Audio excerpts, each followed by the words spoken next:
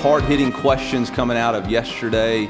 I think one of them was whether or not the horns down is going to be 15-yard penalty in the SEC in the future.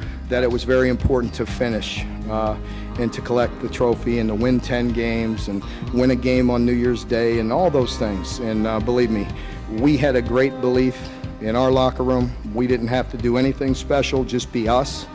I was so proud of this team. We had so much fun, it ought to be illegal. I said in my press conference back in December that I didn't feel like there was anything at South Carolina that we lacked to be a championship program, that we had everything that we needed. I am even more convinced of that now after being there for 7 months. There's a report in the Houston Chronicle that Texas and Oklahoma are inquiring about joining the SEC. I bet they would.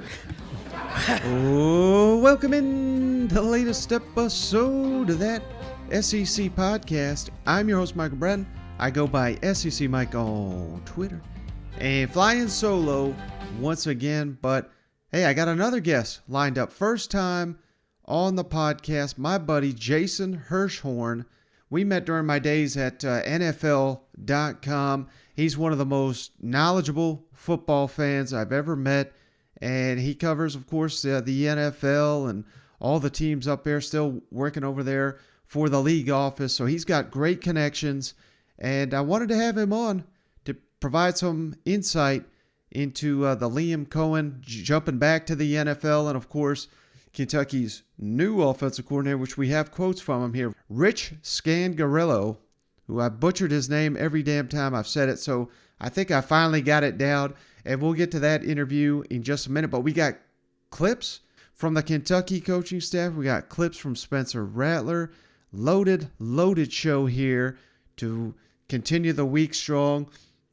And it looks like we're going to have our first in-studio guest appearance downtown Nashville to close out the week strong. So look forward to that. It's going to be a very, very unique podcast coming your way to close out the week. So, hey, let's get this thing on the road. And before we get to everything I just previewed there, just wanted to give a special shout out to Tennessee and Vol Twitter, where, that they're a fan base. We've all got our crazies, but Vol Twitter, they seem to have quite a few. But Vol Twitter ranks near the top of the list when it comes to crazies. But, hey, you get that name fan for a reason, because these are fanatical people, and they have stepped up in a huge way. So credit to Vol Nation.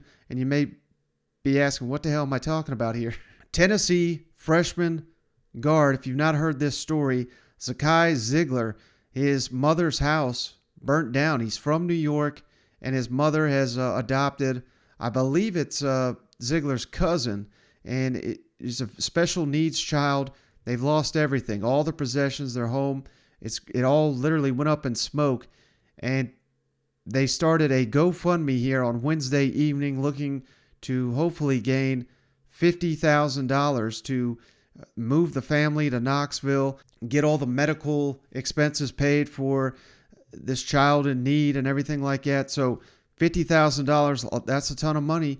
And Tennessee fans raised that within 30 minutes, $50,000. And 4 hours after this GoFundMe, which has been cleared by Tennessee Athletics, is all perfectly above board, and any money they get that exceeds what they need, they're donating it to charity.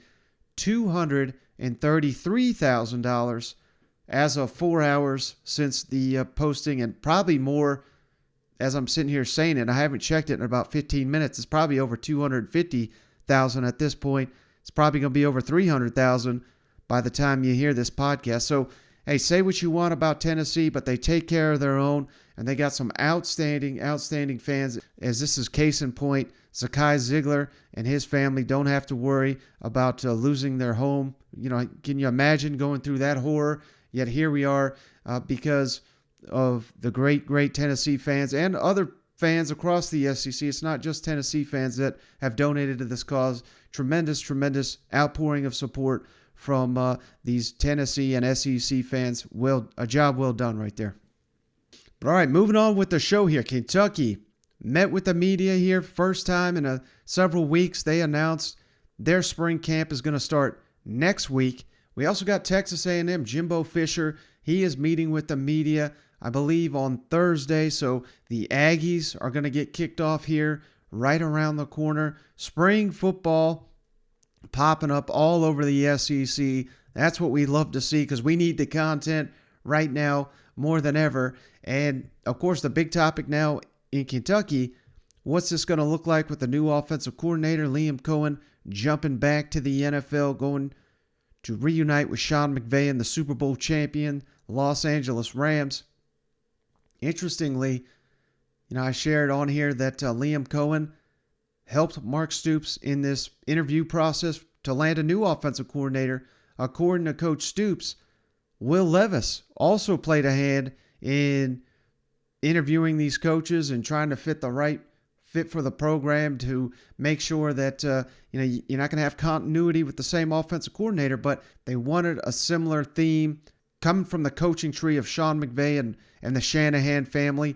That's something we'll talk about here with Jason Hirschhorn in just a moment. But let's kick it over to Mark Stoops first on staying with the same offensive branch, so to speak, of the McVay-Shanahan system in Scangarello, the offensive coordinator, and don't forget the offensive line coach, Zach Yenser. He's a Kentucky native, but he also comes from the San Francisco 49ers. So he was an assistant offensive line coach last season with the Niners, one of the best rushing attacks in the NFL. Now you're getting the offensive line coach and your offensive coordinator both come from the same system, which should help a ton when you're breaking in those two positions specifically. They know each other, they get along, and they go hand in hand with this new Kentucky offense. So let's kick it over to Coach Stoops talking about these hires and not wanting to get too far from what they've already established there in Lexington. Mark, how important was it to kind of, when you're going out and looking for a new coach, to stay kind of in that Shanahan, I guess, McVay coaching tree? It was very important. When Liam was here and we lost our own line coach, the first book we open was the 49ers. That's the first place we go. And first place Liam went, and that's, he brought up Zach, and then we did the research on Zach, and it was kind of a no-brainer to hire him as well. And then when I come to find out that Rich had interest in this job, it really happened fast. Again, you're under some pressure just because of timing. I didn't feel, we had a good idea this could happen, and so we were keeping things, fluid. I was keeping guys in mind, and it was remarkable the amount of candidates and the amount of people and the quality people that were interested in this job. Again, it says a lot about our coaches and our team and the way they do things to attract the people that we did. And, but being so late, you do feel a little crunch, a little pressure to get things done. And, so I had a very good process of some very talented coaches. And, although it's kind of time consuming and strenuous to go through, it's still eye-opening at times and very good to go through that process and just listen to the talented people and ideas and different things. And, once again, when Rich and I connected, things moved pretty fast after that. Mark, were you surprised that Rich wanted the job? Was that kind of? I was pleased. I was excited. It's funny, Liam, you guys heard that, but Liam helped me through the process too. It's really a unique situation. Most of the time, if in our world, you get a job, you're here today, gone tomorrow. And with Liam, with the way he was hired after the Super Bowl, he already knew Coach McVay, you know what I mean? So it was an easy transition. I'm sure Coach wanted to take a minute, you know what I mean? So Liam has had some time. It's kind of unique, but he's, so he's helped me through the process. And just because I'm very confident in him, we have a good relationship, and he like I just wanted his input. You know what I mean? I wanted somebody that was speaking the same language, and when I talked to him about Rich, we were both like very excited, talking on the phone late one evening. What are some of the benefits to having Rich and Yenser, who worked together last year, come to Lexington? I think that's very important. I don't know if it would have been a deal breaker. I mean, you're going to talk to Rich, and, I'm pretty open about that. Guys can say what they want, you know what I mean? But I'm sure it was probably more attractive to him knowing that he had Zach here. because it's super important to have your offensive line coach and your offense coordinator on the same page. I mean, that's a whole major piece of this offense that he knows Zach's going to speak the same language and teach it the way he wants to be. I think that's the big thing with us now, is taking it to another level, being precise, being detailed, and that's how you'll take it to another level and improve. So after hearing these concerns, I got to be honest, I was ready to downgrade Kentucky a little bit here, losing Liam Coen this offseason, especially with spring football obviously right around the corner. We're going to get it kicked off next week in Lexington. How are you going to bring in a new offensive coordinator, new offensive line coach that are basically going to be sticking with the same thing, particularly when you're looking across the NFL to hire these people? But, hey, credit Mark Stoops and company for getting that done. I don't know that they could have done much better given the fact that the timeline for this decision. And according to Mark Stoops, I mean, they were just waiting out the LA Rams. Lots of jobs passed up by Liam Coen this offseason. Kind of the highlight from Mark Stoops' press appearance here this week, telling the behind the scenes of Liam Coen deciding to take this job, and basically Will Levis and Mark Stoops just holding their breath, waiting for the Rams to hire an offensive coordinator until, unfortunately, that call came through, and it was for Liam Coen. Good for him, but not obviously necessarily great for the Kentucky Wildcats. Coach, I know you mentioned you're looking forward, but that moment when Liam did leave, how tough was that? Just not only for you, but for Will and for C-Rod. It was hard. Yeah, it definitely was. I guess I could tell the story how it went, and Will will attest to this. Will and I were in the weight room. I certainly wasn't working out, obviously, but we're in the weight room, and I'm walking through, just talking to guys, and connecting with our players, and just checking things out. And Will approached me, and he was like, "What's going on?" I was like, "Listen, Will," I'm like, the guy's been unbelievably loyal to us. Has turned down NFL opportunities, has turned down college opportunities, didn't blink an eye. Tough decisions, but he showed extreme loyalty because of the situation. And he knew a year ago when I talked to him, I'm like, I need 2 years, minimum. And, sometimes you don't always get that. And I was talking to Will, literally talking to Will. And I said, he's shown extreme loyalty. He's here. I said, we do have to worry about LA. They just got done with the Super Bowl. I was there. And this was maybe Monday or Tuesday. I don't remember exactly what day it was. After the Super Bowl. Couldn't have been Monday. I traveled home on Monday. So maybe Tuesday morning. And, I'm talking to Will. I'm saying, we just got to ride out, LA. I don't know. You know what I mean? Surely this guy just went through an unbelievably long season, and I don't know what they're going to do. I said, so we'll see. As we were talking, I'm not shitting you. He calls me. And I show Will. He just, you gotta be kidding me. So we were just talking about that, and Liam really had no idea. I think he got a call late the night before, and so he just found out, I want to say midnight the night before, and that it was even a possibility. You know what I mean? And so I'm not sure it was a done deal at that point in time, but I know when I got the call from Sean that he was interested in talking to Liam, that I was disappointed, obviously, because we knew we had a great one. And, but, I'm really happy for him, and I'm really happy the way things worked out. Things happen for a reason, and we'll be fine no matter what. I mean, it's this culture, it's this organization, there's a lot of things. I mean, you look at some pretty successful team, one team in particular in this league, and probably put Georgia in that along with Alabama. They get a turnover all the time, and they continue to win. I mean, that says a lot for their program, and I wanted to do it that way where I continued this system. That makes it easier. And then when Stoops was done talking, the new offensive coordinator, Rich Scangarello, again, I think I nailed it there. He met with the media.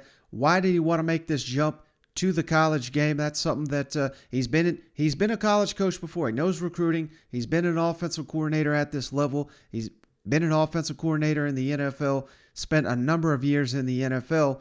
Usually you see it the reverse. College coaches desperate to become NFL coaches. Now we got, again, second year in a row, Mark Stoops reaches into the NFL ranks to get himself an offensive coordinator that knows this McVay-Shanahan system that is not being run anywhere else in the SEC right now. So what made Rich want to make his jump? Here's his answer. Why come back to college?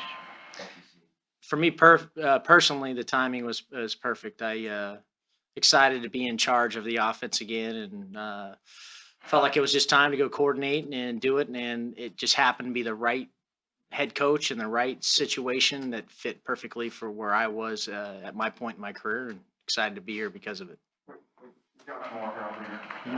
you make that decision, I guess, what are you looking at? Like, were you just Kentucky, or was it this situation, or were you kind of looking at other places? Or? No, I was not looking at other places. Quite honestly, this was the only college opportunity I even considered. I think that I just aligned with where Coach Stoops is for what he's looking for out of his offense, what he believes at the core, and what I had heard, the kind of man he was to work for, the situation. And I don't know that I jumped in immediately to the opportunity. I wanted to make sure it was right for me, and I explored it and watched plenty of their tape, and it just it seemed like a very good fit, and I think that made the transition easy for me. Another comment that really caught my eye during his media availability was the fact that he said he was watching Kentucky this fall, and this quarterback really caught his eye. Of course, Will Levis, who is hoping to make that jump to the NFL next offseason. And to get there, he's going to need the help of his new offensive coordinator. Based on what Kentucky's new offensive coordinator had to say about Levis catching his eye early before this job ever became on his radar, certainly sounds like Will Levis, the continued progression of his game is going to go higher and higher with Scangarello here calling the plays in Lexington next season. How big was that to have a guy, Will, that's kind of proven, and what do you see on tape specifically with him, and what kind of excites you to get the chance to work with him? It's random, but I caught, I want to say it was the LSU game last year, but there was a game where we were sitting watching, having Saturday night dinner in the NFL before our team meetings, and Kentucky was on, and I was like, man, I just, quarterbacks catch my eye. It's kind of what I do, I would think, and I was like, man, this guy's pretty good, and it just something that I remembered. And then when this all happened pretty fast, and I went back and I watched Kentucky's tape, I was like, the qualities that I would look for in a quarterback, he possesses a lot of them. And I think that's it's fun to work with guys like that and help them, just kind of bring out their best game. And that's my goal. What are those qualities? Is it arm strength? Is it size? Is it pocket mobility? I would say this, like, it's the toughest to me. Well, let's say the NFL, to play quarterback at the highest level, to me, is the toughest thing in sports to do. And that requires toughness. It requires an intellect, football intellect, processing ability, and then the physical ability to pull it off. And that can look a lot of different ways. Some guys are, it could be Drew Brees and Mahomes and everything in between, Josh Allen, how you play. Those are the kind of the top guys. And so the ability to be an athlete, to be an above the line thrower that has more in you, and that toughness and smarts, those are the kinds of things that I would always look to work with. Now moving on to the new offensive line coach, Zach Yenser. Again, also comes to Kentucky from the San Francisco 49ers, a Kentucky native. But how about this? This is how small of a world it is. He GA'd under John Schlarmman once upon a time. So he knows all about Coach Schlarmman and, just how much reverence they have for him there in Lexington. Of course, if you don't, all Kentucky fans know this, but maybe some other SEC fans don't. Tragically passed away a little over, it was during the 2020 season. They honor Coach Schlarmman there in Lexington, the Big Blue Wall. It just means a lot to them down there. And, of course, the foundation of that program is the offensive line. So here's Coach Yenser on wanting to honor Coach Schlarmman. I just thought this was really cool. Gave him a shout out here. And on the proud tradition, he understands fully what he's walking into in being the offensive line coach in Lexington. Yes, sir. So I got done playing at Troy in 2006. I actually played for Neil Brown was on staff. Tony Franklin was the offense coordinator. Neil was the inside receivers coach. And then when I got done playing in 2006, our O-line coach left for Texas Tech. And Coach Franklin hired John Schlarmman as the offensive line coach. And I came back to be his graduate assistant when I got done playing at Troy. So that was my first connection with Schlar in 2007, that 1 year before I left and took a Division II job. Mark, Stoops was saying that he sees some similarities. How do you think, how did John impact you? Yeah. How do you think you sort of carry on kind of his? No doubt. Schlar he was such an impactful person for me as a young football coach, just seeing how he treated the players. And it was really cool to see it as a young guy, because you heard stories about, coaching football where you couldn't be a good football coach and like a good father, a good husband. Like you couldn't, just the time, and watching him as a young guy do it, and how he treated his players and how he treated his family. And he was a daggone good football coach. So everybody was a little different. Like he treated everybody a little different. He kind of knew how that guy, each person ticked. He would get up close to some guys, or he would, he knew who he could talk to in front of the room, and just taking all that in as a young football coach has been very impactful for me. Coach, running catchballs here in town. Are you able to wrap your head around the whole fact that you started with Schlarmman and now you're here? I can tell you right now, it's very surreal. Like, it's just really surreal to think about it, because it's just keeping up with Schlar throughout, once I started with him, and then as we kind of grew, he stayed at Troy.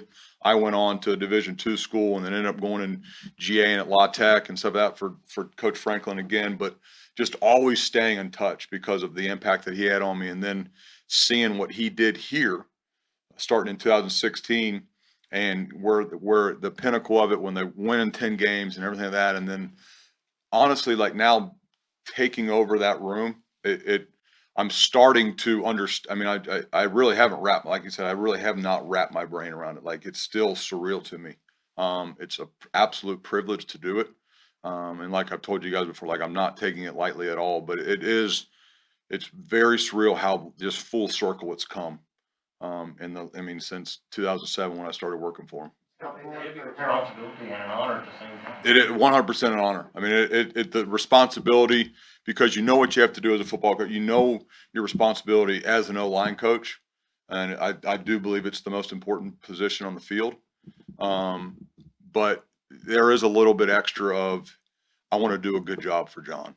I want to do a good job for his family, and just to carry on that tradition.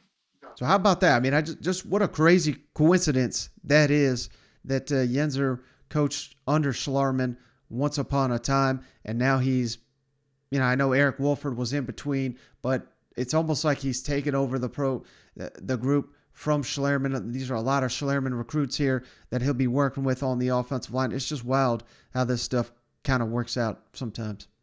But all right, as promised, let's get to our interview here with Jason Hirschhorn. I think you guys are really, really going to appreciate the knowledge this guy drops.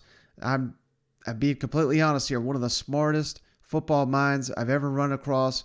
And even at NFL Network, he stood out. I mean, that's a building full of people that know what the hell they're talking about when it comes to football. And Jason really stood out. So gave us some good quality time here talking some offensive football and why Kentucky should be pretty fired up to have this pair as their new offensive duo in Lexington. We're pleased to be joined by a good buddy of mine, Jason B. Hirschhorn. God, let me start that again. I do this. Look, I don't feel bad about it. Everyone fucks it up. It's not just you. Okay, perfect. We're pleased to be joined by a good buddy of mine, Jason B. Hirschhorn. Nailed it. You can give him a follow at @_JBH on the Twitter machine. A must follow. He's an award-winning NFL and college football writer. And most importantly, where I follow him the most now, he's the co-founder of The Leap, a Green Bay Packers newsletter. You can get that at www.theleap.substack.com. Jason, thank you so much for joining me, man. I really appreciate you. I appreciate you nailing that long list of credentials. So thank you.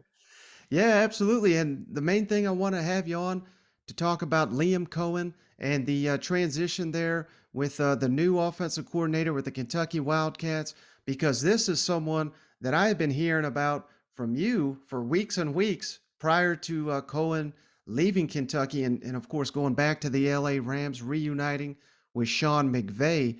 But, that just gave me a general sense of the rise, the meteoric rise of Liam Coen in the eyes of the NFL. So I would say you're certainly not surprised at all that once this offensive coordinator position came open with the Rams, that Coen was, obviously Sean McVay's man there. So what can you tell me behind the scenes, given that only after 1 year as an offensive coordinator, McVay's already back in the NFL as an OC?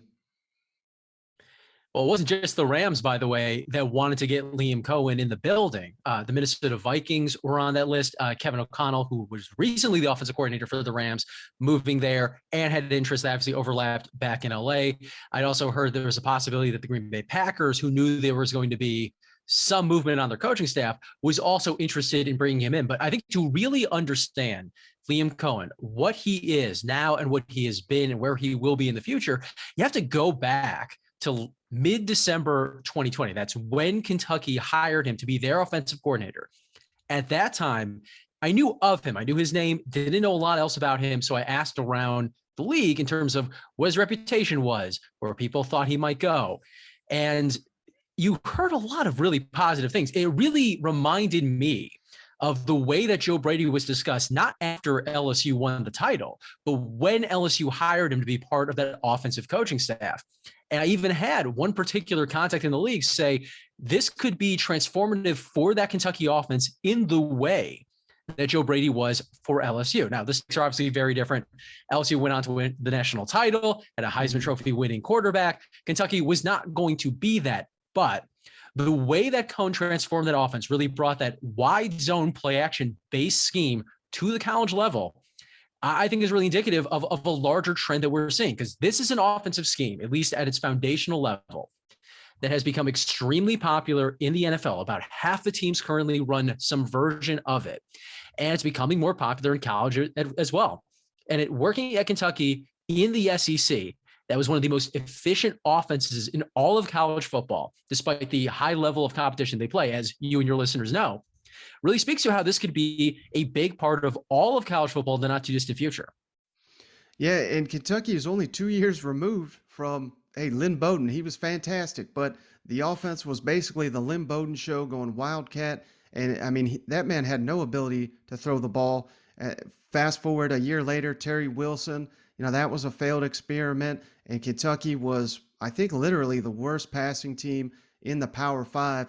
And you just, we all know what Liam Coen was able to do with Will Levis, no doubt, who, before he even went down to Kentucky, he had more rushing attempts at Penn State as a quarterback than he did passing attempts. Yet now he's emerging as someone that, I know it's a year away, but I think he's already on NFL radar, someone that, these teams are going to be looking at based partly because of the scheme he's running. How impressive of a job do you think Liam Coen did in just 1 year, taking a complex system and making it, translating it to the college athlete where, that's a task I think a lot easier said than done. Yeah, and I think translating it is actually really the important part of this. The system itself is not actually overly complicated. I know it's an NFL system and people get bogged down in that, but this isn't like when Bill Walsh tried to take the West Coast offense to Stanford decades and decades ago. It is an offense that by design is trying to make a lot of different things look similar for the first second and change of the play to confuse the defense. And it offers a lot of proverbial layups for the quarterback. It's why, to your point, Will Levis was able to translate so well into it, because it's not asking him to do that many different things. Asking him to do, 1 to 2 reads, very simple, and you can create a lot of big plays off of that. But you still have to translate it. I mean that literally to the college level. You look at some of the verbiage that's used in sort of the traditional form of this offense, you can get to like 16, 20 syllables very easily. That's a lot harder to do at the college level. It's a lot harder to do at the NFL level now too. So literally turning that into simpler terminology. This is something that Sean McVay has done since he arrived in Los Angeles. It's certainly something that we've seen Liam Coen and others do coming off of that trait. It makes it very digestible for those players, even though the concepts are still fundamentally the same. And that's part of the reason why you saw all those big plays coming out of Kentucky. Wan'Dale Robinson was probably going to make big plays in almost any offense that he was in, but he became a premier NFL prospect as the guy who was like the primary deep shot target on some of those. They're Yankee concepts in a traditional verbiage, but you saw a lot of them this past year with Kentucky. Burner, which is a big one, where you have the hard play action quarterback turns his back to the defense. You have one receiver running sort of the deep cross, another one running either a corner or an angle route over it. And those were where you saw some of the biggest plays in all of college football last year. And you're going to see more of that in the future. We're going to get into the ways in which Kentucky has tried to replace Liam Coen, but these sort of big plays built off of play action, built off of the running game, is not just something we're going to see in the NFL more and more. It's something I think we're going to see more and more in college, because we've seen, in the previous decades, the various forms of the spread offense proliferate. Eventually that was going to come back the other way, because there's only so much talent to go around that can work in that scheme. And there's going to be all this talent that is undervalued that other smarter teams are going to take advantage of. Mm-hmm.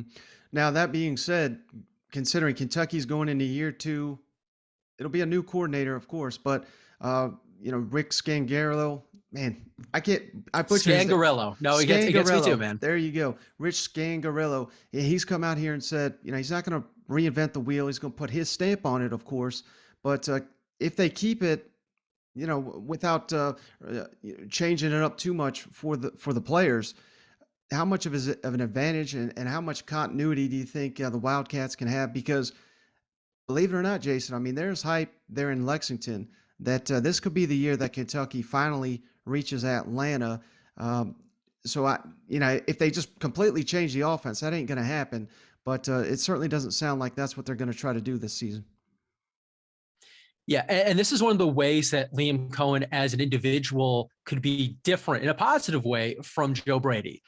When we already made that comparison, but when Joe Brady left, LSU didn't really have any real way of replacing that full effect that he brought. Conversely, because Liam Coen is not just this individual running this particular thing that's hard to find, he's part of this larger movement in all of football. It's easier to find people who run or understand at least some version of that offense. Scangarello, while not someone who was coming off, that Ram staff, is still connected to that scheme. It's that Kyle Shanahan, Sean McVay dominated scheme. Scangarello comes out of that. He spent time with the 49ers, later on went to run the scheme himself with Denver Broncos. So he does have some play calling experience running this particular offense. Now, the year in Denver didn't go super well, but I would point to the personnel that they had, particularly a quarterback, and say that that's the main reason that it didn't work out. Scangarello eventually returns back to the nest with San Francisco, works as the quarterback's coach. So he's still coming in with that same perspective, or a similar perspective to that Liam Coen originally brought to Kentucky. So Scangarello running the same scheme that's already been installed there. They already have the offensive line, that outside zone fully installed, which tends to be, according to the coaches, the hardest part to really master with the players. That's already there. All he has to do is just take control of the wheel. Maybe he won't be as good as Liam Coen. Chances are he won't be. Liam Coen was absolutely fantastic, but he might be really, really good. And maybe a year or two from now, we're talking about him moving on to a bigger job. But again, it's still, they have this system that at that point is fully installed. There's a lot of people from that system that they can look to replace people who move out, and they can keep this going, which is why I think that Kentucky, not just in 2022, but as long as they're trying to do this version of offense, could have a lot of sustainable success. Now, another point that he made during his intro there at Kentucky, he's got college experience, but of course, he, as you just pointed out, he's been in the NFL a number of years. And the main reason he says he wanted to make that jump is because college became more of a spread offense, that had taken over the college game. And now we're seeing that transition a little bit more a mesh of a pro style and a spread or what have you. Do you think that's an accurate statement? At least in the broad strokes, it absolutely is. You look at where college football was at the highest level, or even just the FBS level, talking about all those teams, 5-10 years ago, You had exceptions, but for the most part, you're talking about these very wide open offenses, a lot of 10 personnel, that is 4 wide receivers on the field. And now you're starting to see a pushback to the middle of the game. This offense Kentucky runs and a lot of other teams are starting to run in college. It involves additional tight ends, sometimes 12 personnel. That means 2 tight ends on the field. Sometimes there's versions of it where you see 2 running backs and a tight end. And even though that sounds like it's very running game centric, it's not really the way that it plays out in terms of the play calling. Like, the scheme is based on the run game, but it doesn't mean that it's a run dominated play calling offense, at least the way that it's run in the modern era. You look across the NFL, the teams that are running this, the Los Angeles Rams, obviously running a very similar scheme. They pass a lot more than they ran, even though it's a scheme built on the run. But it's about trying to force the defenses into these disadvantageous situations. You force them into heavier personnel, because when you do run the ball, you can't have light guys in the box. Otherwise, they'll take advantage of it. Kentucky obviously has the personnel to do that, has done so for a long time. When you get them into those heavier packages, we're able to pull the linebackers in with that play action, then attack the middle of the field, that area that's vacated. That's where you see those big plays. That's why the scheme has been so effective. And you don't have to have all 5 and 4 stars to make this offense work, because of the things that it does to help the quarterback.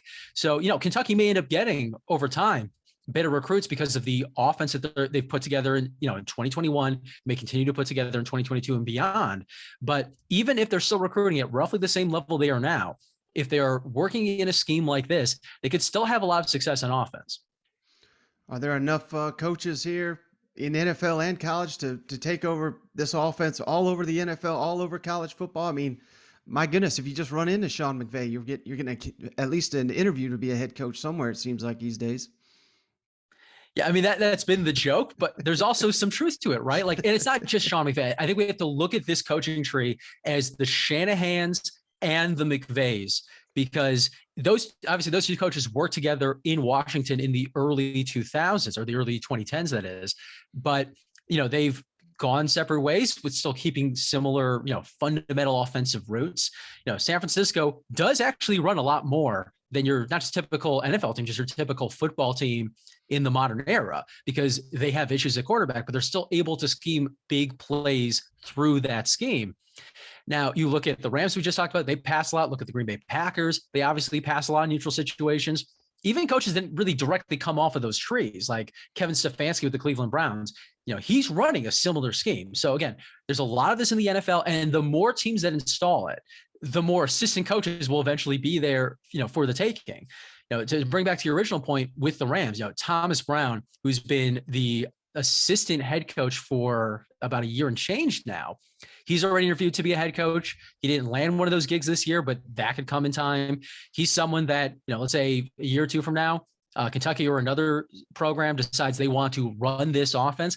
He's someone that can have a lot of interest from those programs, because he brings in all the institutional knowledge. It is the scheme that is easier on the quarterbacks and easier on the players, but still involves a lot of technical skill from those coaches, which is why the more it's being run in the NFL and in college, the more opportunities there will be to bring it on board. At some point that too will cycle out. All these things are cyclical, but for the time being, this is an offense that a lot of teams are interested in.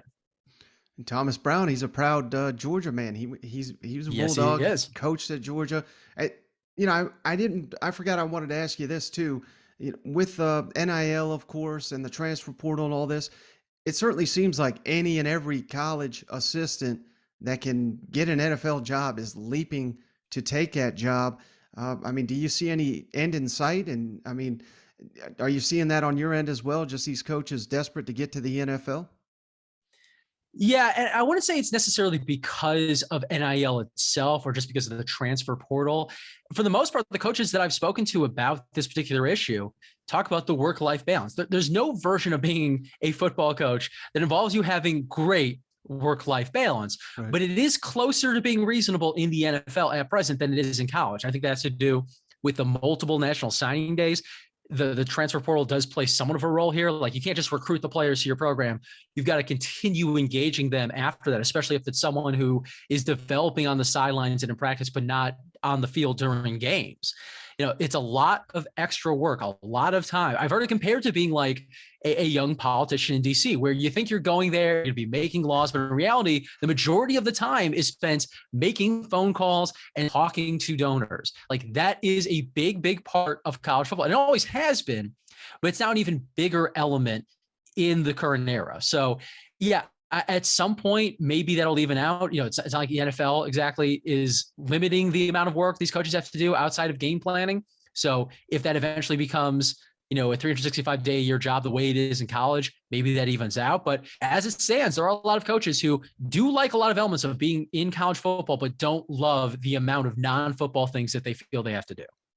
If you had to pick one SEC head coach to make the jump to the NFL, and you think he'd be the best NFL coach, putting you on the spot, is there one that jumps out to you? Lane Kiffin, maybe? Of course, he kind of flamed out there at Oakland, didn't he? He did, but I don't think that it's ultimately disqualifying. We've seen other coaches that flamed out in early runs get second chance in the NFL. Josh McDaniels most recently, a very, very similar career trajectory as Lane Kiffin. I think still the answer, though, is Nick Saban. I'm aware of his age, but you wouldn't be amazed, actually, at the amount of NFL owners that would love to bring Nick Saban in. As far as I know, Saban has no interest in doing that again, but I've never heard him definitively say that he would never do that again. And even if he had said that, he said he was going to be the head coach of the Alabama Crimson Tide, and we saw how that played out. But yeah, Nick Saban, even if you knew you were only going to get him for, let's say, 5 years, I think there are a lot of NFL teams that would throw their current guy out to bring him in. Yeah, he owes it to the SEC to give that one more go in the NFL. All right, last thing for you, Jason. I know you're a proud Illinois man.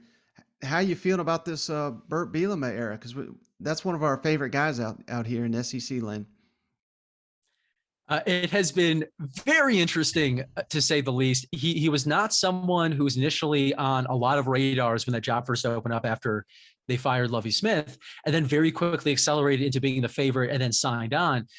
The staff he's put together is probably the strongest compliment you can give him. Ryan Waller's a name I know you're also familiar with because he was the defensive coordinator for Missouri.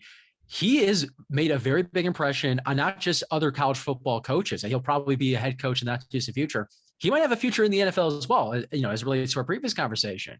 So he's put together a staff of a lot of up and coming head coaches. It's, for the most part, a very young staff. And as we've seen across college football, that seems to be the way to do it. You have the sort of the CEO type that surrounds himself with very energetic assistants. Shane Beamer with South Carolina has done a very similar thing.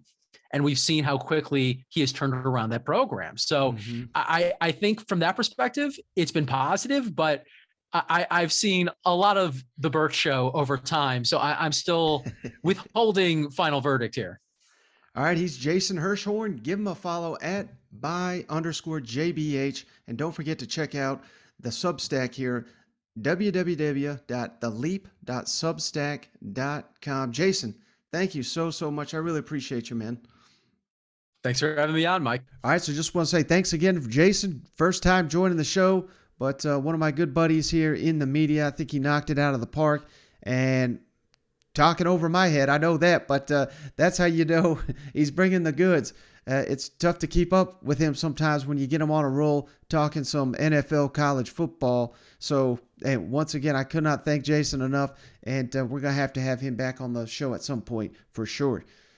But last stop here, South Carolina. Let's kick it on down to Columbia, where they introduced a number of their transfer additions that are in for spring football, which is right around the corner again for Columbia. And the star of the show, no doubt, Spencer Rattler, former Oklahoma quarterback, now looking to be QB1 down there in Columbia. He's got some of the best odds to win the Heisman Trophy in the SEC, in the country.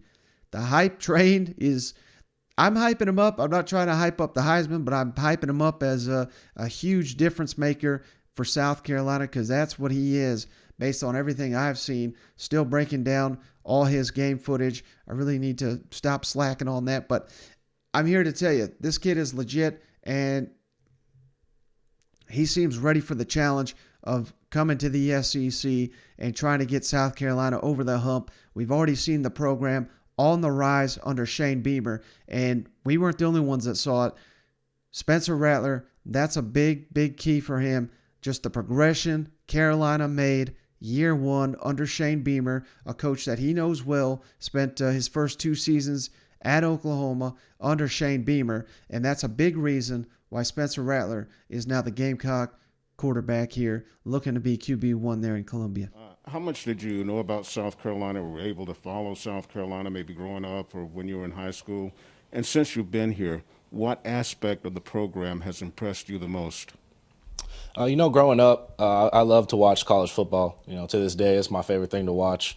I grew up, I saw, Jadeveon Clowney highlights. I saw, games with Marcus Lattimore, all those, Alshon Jeffrey, a lot of guys like that. But really going through this recruiting process and the transfer portal and all that stuff, Coach Beamer was a big indicator that South Carolina is doing something right. And, he's turning this program around, doing a great thing up here. And, it also, like I said, I was very comfortable with making my decision. Also knowing that my tight end, Austin Stogner, will be coming with me. So it just felt like a home feeling. I got on a Zoom visit with the whole staff, and we had a great talk. They impressed me a lot. And like I said, I feel like I made the right choice. And your question was, what's impressive about this place? I just think how it's ran. It's ran like an NFL type of facility. I mean, it's a lot of people would be surprised it's different from where I'm coming from. It's more, I feel like it's more around the players to where, guys aren't burnt out. Guys are enjoying their time in the facility, enjoying their time around the coaches and players. And it's just a great feeling. It's a refreshing feeling. Now, even people that never even watched Oklahoma didn't follow the storylines here of Rattler too closely. Like I said, I'm sitting here watching all his games. He's faced a ton of adversity. We know last year he lost his job to Caleb Williams. But what you may not know, his first season as a starting quarterback started out shaky the first couple of games. He actually got benched that season too. I believe it was against Texas. He got benched for 2 series, I believe it was, and he come back and led Oklahoma to a win in overtime, multiple overtime game against what I believe was a senior quarterback for Texas, the guy that beat Georgia in the bowl game there. I mean, this was a quality opponent they had to face, and from that point on, they never lost another game, and that was like the 3rd or 4th game of 2019 under Spencer Rattler, 2020. Under Spencer Rattler, they never lost another game at Oklahoma, and that spans to last season as well. So, hey, he's faced his adversity, and he's come back strong from it once before. Can he do it again? Here's Spencer Rattler on facing adversity and what he's learned during his time in college. Yeah, just wondering what you learned about yourself over the last couple of years at Oklahoma. What I've learned about myself, I've learned that I can accomplish a lot of great things with great guys around me. I had a great team at Oklahoma for my 3 years there. I learned a lot about my leadership skills. I feel like I improved in that area since I was a freshman, coming into Oklahoma. I learned I could go fight against a lot of adversity, that's thrown my way. And, God's given me the talent to do my thing on the field and help the team that I'm on, as much as I can. And I'm happy I landed my feet in Columbia, South Carolina, and I can't wait to get this ball rolling. If none of that was enough to get you fired up, South Carolina fans, hell, I know you're fired up already. Spencer Rattler does it again here. One of his closing statements here just on what a player's coach Shane Beamer is and how he welcomes input from his players all around the facility. And I think this is a big reason why Shane Beamer is kicking ass in recruiting, particularly the transfer portal, and raising the talent profile of the South Carolina Gamecocks. Let's kick it over to Spencer Rattler one more time. Hey, Spencer, a lot of your teammates who just transferred in talked about a big difference in atmosphere here. Can you kind of just talk to that narrative between the difference in atmosphere at Oklahoma and what Beamer's got going here? I think Beamer just has a great sense of awareness for what his players want and what they need. He's a players first coach. Everything in the facility is based around the players and what we feel like is comfortable, what we feel is going to be beneficial. And just hearing that we all have input, that's something that was a big decision factor for me, coming here. Knowing I walk into a building every day where, guys have input in what's going on. And I think that's a big time thing, and a lot of other programs don't have it. So Coach Beamer's leading this place in the right direction, and I know he's going to keep doing a great job. All right, so hey, that's all we got on this episode of the show. And like I said, next episode is going to be a special one. Hopefully I can pull it off. Hopefully we don't screw it up. Well, we're going to have a in-studio guest for the first time talking some Ole Miss football. That's the plan anyway. So be on the lookout for that on Friday. It's going to be a unique one. If you haven't watched on YouTube yet, Friday may be the one for you, because we're going to be doing it live in a recording studio downtown Nashville. Should be a great time. I'll see if I can get the guests to drink on the show. I'm planning on doing it myself. So we'll see how it goes. What could go wrong, right? So a little trial run before Shane and I meet together for our fireside chat. But that's going to do it for this episode of the show. I appreciate each and every one of you for hanging out. We'll catch you on the next one.